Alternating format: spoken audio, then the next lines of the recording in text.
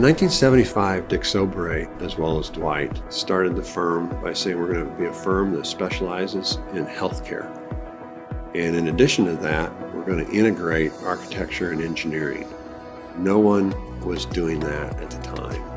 Architects back then were reactionary. I was more proactive. And that's how we created the need for planning in our firm. Just to help these hospitals with their issues and help them with all the complexities that they were facing. Shortly thereafter, we were blessed to get 2 projects simultaneous. At that time, it was about $5 million worth of work. As it turned out, those 2 projects set the course for the development of BSA. 4 of us eventually got involved, and I like to think that the firm really gelled and got propelled forward with not only myself, but Dwight, Don Altmeyer, and Dick Radcliffe. We had a reasonable amount of work, and we had different things we brought to it. And I think that the core values of the company were really formed then in terms of how a business is put together. We prided ourselves on doing what we said we would do.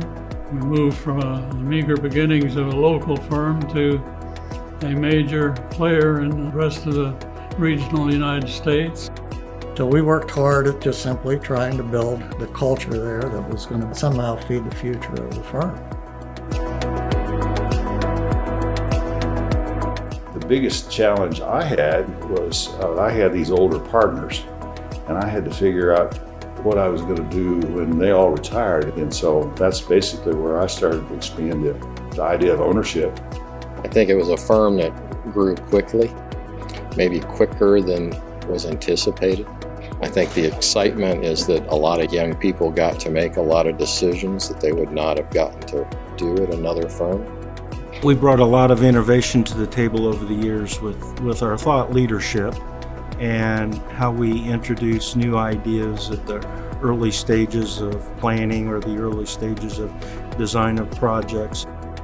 I came from a small firm, and all they cared about was the design quality. They didn't care if the client was happy at the end. They just wanted the solution to be fantastic. When I came to BSA, all they cared about was that the client loved the project and it worked for them. I researched several of the firms around, and really there were only a couple in the city that were focused on healthcare, and one of those being Boyd Sobray Associates at the time, which became then BSA Design. And I think that over time what became questioned was, what did we design? Because the word design could mean so many things. We've seen our clients migrate from not only in the healthcare market to learning and discovery markets as well. With the research that is done in the research facilities that we design for, the hospitals, the caregivers, the patients, everyone that is impacted by our designs, those are true life structures. We've successfully managed to transition the first generation of this firm. The firm was a large group centered here in Indianapolis. And now we're spread across the country.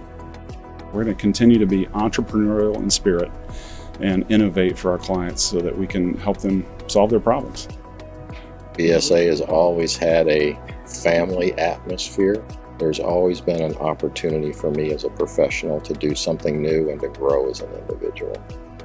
It was a joy to work here in the early years because you not only had a lot of work to do, but you were learning new things all the time. And I like to think that that's still true today.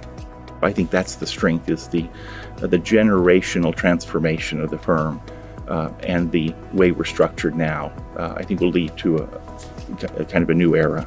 There's certainly a few things. One is our focus on healing, learning, and discovery. We're very intentional about the clients we pursue and the projects that we work on, focusing on making sure we've got all the right people in the right seats so to deliver top of class, best of class client service and design options and design solutions and product for our clients is I think bar none.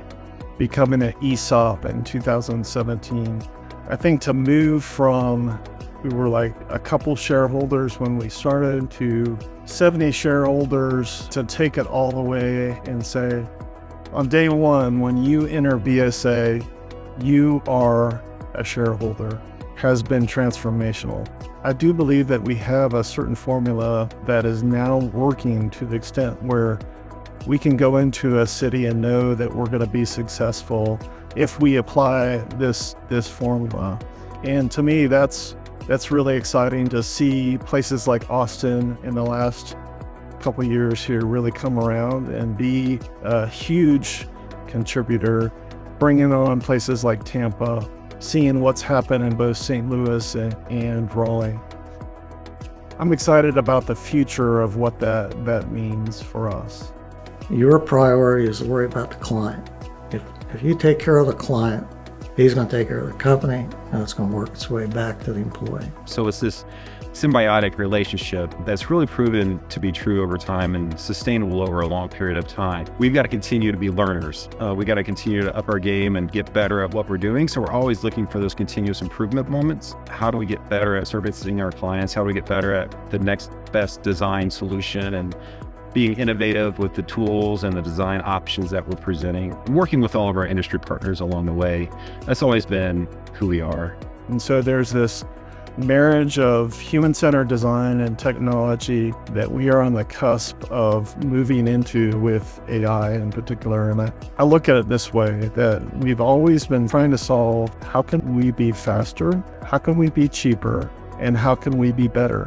And I think that all of you should know that there is a human-centered view of what technology can do for BSA. There's been some recent trends and the shift, rightfully so, towards sustainability and human wellness and the impacts of how the built environment has on, the people. We've always gone into it with a full service mindset with full respect to the people who are going to be in that space.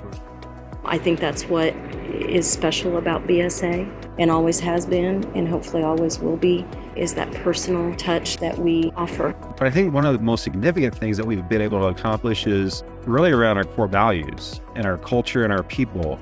It's allowed us to get virtually everybody aligned with our core values and being that ideal team player. And that's got a compounding effect that really helps improve the company culture, which helps attract more of the right people and helps with our retainage. I think the best thing we ever wrote on the wall was creating opportunities for people to grow. We basically ought to eliminate work from the vocabulary. It should be, I'm coming to do what I really want to do. 50 years of excellence, countless lives touched, and this is just the beginning. BSA, creating inspired solutions that improve lives.